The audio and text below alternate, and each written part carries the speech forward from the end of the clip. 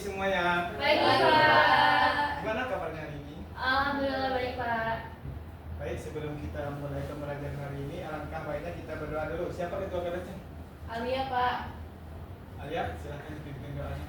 Baik, sebelum mulai kelas hari ini, mari kita berdoa mulai. Berdoa selesai. Beri salam. Assalamualaikum warahmatullahi wabarakatuh. Waalaikumsalam. Nah, baik. Sebelumnya Bapak absen dulu lah ya. Baik, Pak. Siapa yang gak hadir hari ini? Ada 3 orang, Pak. Kenapa banyak sekali ya? Nggak tahu, Pak. Nggak tahu, Pak. Alia Mutia, Hadir, Pak. Istia Wiranti, Hadir, Pak. Miracle Player, Hadir, Pak. Zahwa Hadir, Pak. Novit Izawa Yuda, Wahyu Mandala. Hadir Pak. Baik. Yang nggak hadir berarti Nastrof sakit, Pak. Oh, berarti lumayan banyak lah ya yang gak hadir hari ini. Ya Pak. Baik. Sebelum saya mulai pembelajaran, saya ingin bertanya dulu nih. Kan kita kemarin kan sudah membahas tentang keakuratan data.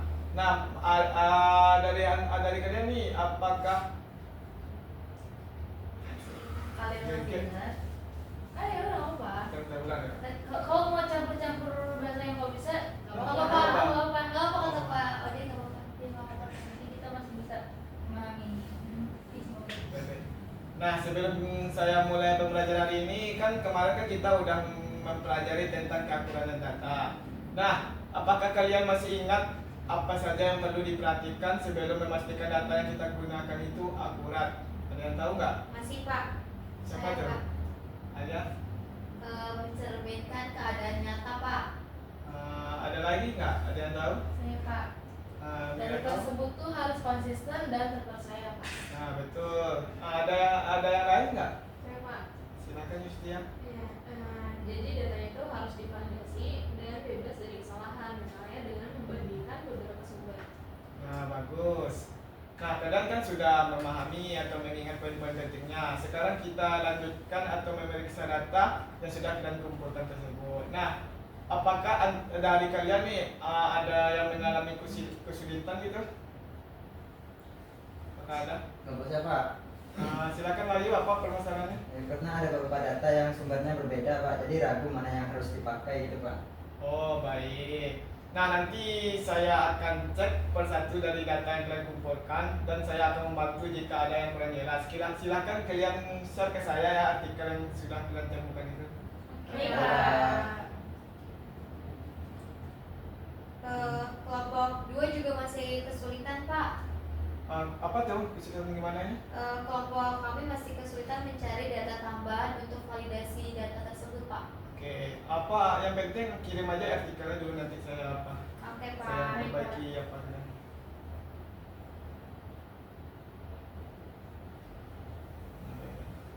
Apakah sudah di-share artikelnya? Udah Pak. Baik, saya cek dulu ya. Ya Baik, Pak. Pak.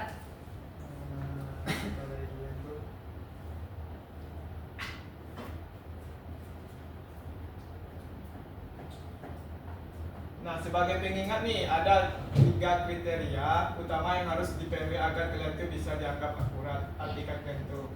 Yang pertama tuh betul yang kalian sampaikan seperti mencerminkan keadaan nyata. Yang kedua konsisten dan terpercaya. Dan yang ketiga tuh ada bebas dari kesalahan. Oke, berarti masing-masing kelompok sekarang mau presentasi datanya ke depan dulu ya, Pak? Iya, sampaikan dulu apa permasalahannya. Mungkin kalau udah fix betul yang kalian sebutkan nanti baru apa setelah ditampilkan presentasinya. Oke, Pak. Dari kelompok 1 tuh kami sudah mengumpulkan beberapa data, tapi belum yakin nih apa metodenya yang kami gunakan tuh yang penulis jurnal tersebut gunakan tuh sesuai dengan kebutuhan penelitian kami atau enggak, Pak? Oh, baik. Nah, hal itu penting untuk diperhatikan. Kita bisa diskusikan metode tersebut lebih mendalam setelah semua kelompok mempresentasikan proses mereka. Nah, ada yang lain nggak? Apa masalahnya dari kelompok yang lain gitu? Oke, kelompok 2 atau kelompok 3 ada masalahnya? Masih kesulitan, kalau kelompok 2 masih kesulitan cari data tambahannya Pak. Oh, itu tidak masalah sih sebenarnya. Setelah sesi ini saya akan bantu kalian mencarikan beberapa referensi yang sesuai. Baik Pak. Nah, kelompok 3 udah pas atau ada yang ditanyakan? Udah aman sih, paling kayak dari sumber-sumbernya ya. Kalau masih nggak tahu itu beneran datanya tuh bener atau salah. Oh, itu nggak masalah sih. Berarti semuanya udah fix kan? Udah mau tampil kan? Iya Pak. Boleh. Sekarang masing-masing kelompok boleh mempresentasikan data yang sudah kalian kumpulkan. Siapa dulu yang ingin presentasi? Ini yang dipresentasikan apa aja Pak? Judul jurnalnya yang pertama, atau sumber data yang digunakan. Yang kedua tuh ada informasi utamanya, serta bagaimana data itu relevan dengan penelitian kalian. Dan yang terakhir itu kalian bisa membuat kesimpulan dari artikel-artikel yang sudah kalian sampaikan yang bukan itu. Yuk, siapa yang mau dulu tampil gitu? Atau diacak aja atau menurut? Ya boleh cocok aja Pak, jangan kampus satu mulu, bosan. Boleh. Siapa yang mau aja lah dulu? Siapa yang mau? Siapa yang mau? Ayo siapa mau? Gak ada yang mau gitu mana Pak? Iya kalau nggak ada. Kalau nggak ada mau saya tunjuk aja lah ya. Ya, sama Pak. Kelompok 2 aja lah dulu lah. Pak. Kedua, biar apa? Biar tengah. Oke, Assalamualaikum warahmatullahi wabarakatuh. Waalaikumsalam warahmatullahi wabarakatuh. Sebelum mempresentasikan jurnal yang kami dapatkan, kami akan perkenalkan diri terlebih dahulu. Kenalkan, nama saya Zahwalia dan rekan saya. Saya Novi Rizawida. Di sini kami menggunakan jurnalnya itu judulnya Perburuan liar terus terjadi. ya. Perburuan liar terus terjadi, jadi gajah Sumatera terancam punah di Riau. Nah, data yang ada di jurnal ini itu terjadi di tahun 2023. Jadi di Riau itu sudah menewaskan 2 gajah Sumatera yang ditemukan oleh Kementerian Lingkungan Hidup dan Kehutanan. Memperkirakan jumlah gajah Sumatera di Provinsi Riau itu tersisa hanya 200 hingga 300 ekor. Jadi selama 8 tahun terakhir ditemukan 28 kasus kematian hewan yang dilindungi ini, atau kematian gajah Sumatera sebanyak 2 hingga 3 ekor per tahun. Nah, jadi kesimpulannya itu perburuan liar yang terus berlangsung di Provinsi Riau menyebabkan populasi gajah Sumatera semakin terancam punah. Setiap tahun 1 hingga 2 ekor gajah ditemukan mati akibat perburuan dan kerusakan habitat tersebut. Jadi untuk mencegah hal ini, petugas Balai Desa Konservasi Sumber Daya Alam atau BBKSDA Provinsi Riau memasang GPS collar pada gajah liar guna memantau pergerakan mereka dan mengurangi konflik dengan manusia di sekitar habitatnya. Namun, upaya ini perlu didukung oleh penegakan hukum yang tegas dan peningkatan kesadaran masyarakat untuk melindungi gajah Sumatera dari ancaman kepunahan. Seperti itu Pak dari kelompok 2. Nah, dari presentasi kelompok 2 ini adakah yang mau ditanyakan dari kelompok 1 atau 3 itu? Nggak ada ya? Udah ada Pak. Oke, sekian dari Itu aja. kelompok. Mungkin presentasinya boleh ditutup. Oke, sekian dari kelompok 2. Kurang lebihnya mohon maaf. Assalamualaikum warahmatullahi wabarakatuh. Kasih ampun dong.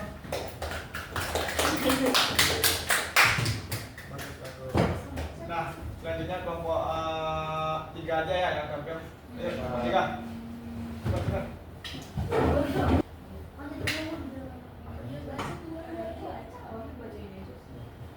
Oke, boleh dimulai. Assalamualaikum warahmatullahi wabarakatuh. Waalaikumsalam warahmatullahi wabarakatuh. Kita dari kelompok 3 izin untuk mempresentasikan jurnal yang kita pilih, yaitu berjudul Krisis Iklim Mengancam Kelestarian Flora dan Fauna. Jadi jurnal itu diterbitkan tahun 2021 oleh Komitmen Iklim. Jadi di jurnal ini disebutkan bahwa International Panel on Climate Change telah membuktikan gejala perubahan iklim dengan hasil observasi yang menunjukkan terjadinya peningkatan suhu udara dan lautan secara global, melelehnya es secara cepat dan luas, dan meningkatnya ketinggian permukaan air laut secara global. Itu semua dampak dari pemanasan global. Adapun kesimpulan dari materi kami yaitu krisis iklim yang tidak terkendali mengancam kelestarian flora dan fauna, terutama spesies endemik di berbagai wilayah. Penelitian yang dipublikasikan dalam jurnal Biological Conservation pada April 2021 menunjukkan bahwa jika suhu global meningkat lebih dari 3 derajat Celcius, sekitar sepertiga spesies endemik darat dan setengah spesies endemik laut berisiko punah. Spesies seperti lemur di Madagaskar dan macan tutul salju di Himalaya termasuk yang terancam.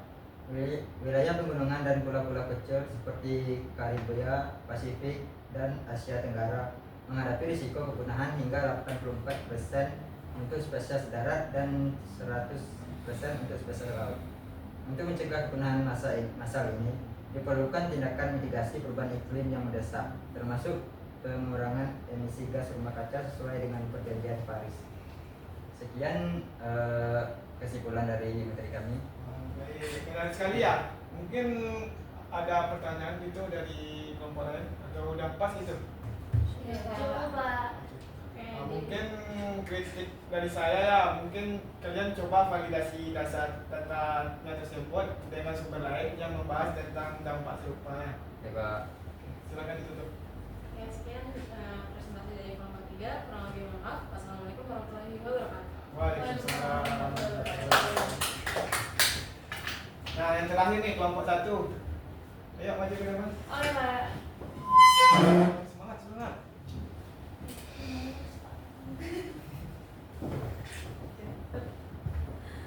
Oke. Silakan dimulai. Assalamualaikum warahmatullahi wabarakatuh. Waalaikumsalam warahmatullahi wabarakatuh. Oke, kami dari kelompok 1 dengan anggota saya Alia dan saya Yunaka Player. Oke, di sini kami telah menemukan data tentang permasalahan yang kami angkat yaitu deforestasi hutan. Nah, kami ambil dari artikel yang berjudul Deforestasi Besar-besaran di Kalimantan Menghancurkan Habitat Orangutan. Kehancuran tersebut mempertanyakan komitmen no deforestasi milik Royal Golden Eagle, produsen viskose terbesar di dunia. Nah, mereka itu menemukan bahwa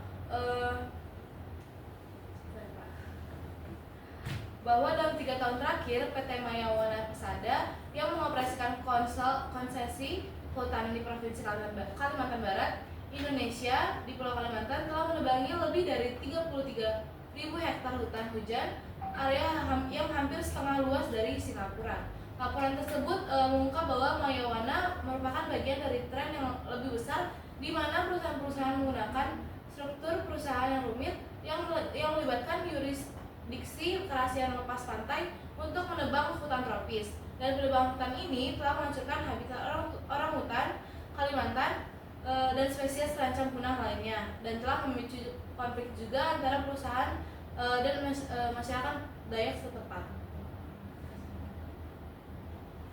Oke, jadi kesimpulannya pada artikel itu yaitu deforestasi masif yang dilakukan oleh PT Maya Wana Persada di Kalimantan Barat telah menghancurkan habitat orangutan Kalimantan dan spesies terancam lainnya, serta memicu konflik dengan komunitas Dayak setempat. Dalam 3 tahun terakhir, perusahaan ini telah membuat lebih dari 33.000 hektar hutan hujan tropis, setara dengan hampir setengah luas Singapura. Kepemilikan perusahaan tidak transparan melalui struktur korporasi kompleks diyuridikasi rahasia seperti British Virgin Islands dan Samoa, menyulitkan penentuan pihak yang bertanggung jawab atas kerusakan tersebut. Indikasi keterkaitan PT Maya Wana Persada dengan grup Royal Golden Eagle yang memiliki kebijakan nol deforestasi menimbulkan pertanyaan serius mengenai komitmen keberlanjutan mereka. Mungkin sedikit saja dari kelompok kami, Pak. Baik, datanya sangat bagus ya yang relevan. Tetapi pastikan kalian itu mencatat bagaimana metode pengumpulan datanya yang dilakukan dalam jurnal tersebut ya. Baik, Pak. Mungkin ada pertanyaan mungkin dari kelompok lain? Cukup Pak. Pak. Silakan ditutup. Oke, baik di kelompok kami cukup, kurang lebih mohon maaf. Terima kasih. Wassalamualaikum warahmatullahi wabarakatuh. Waalaikumsalam warahmatullahi wabarakatuh.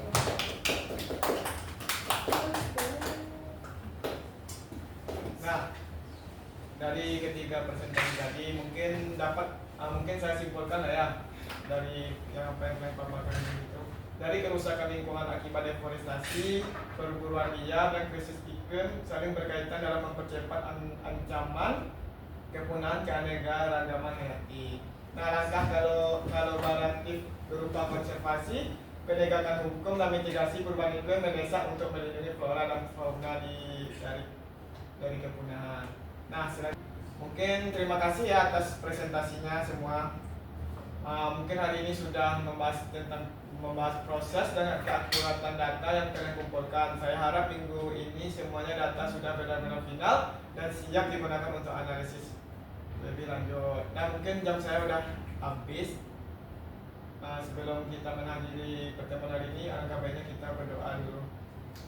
Ketua, silakan dipimpin. Baik, untuk mengakhiri kelas hari ini, mari kita berdoa dimulai. Berdoa selesai, beri salam. Assalamualaikum warahmatullahi wabarakatuh. Terima kasih ya Pak. Terima kasih Pak.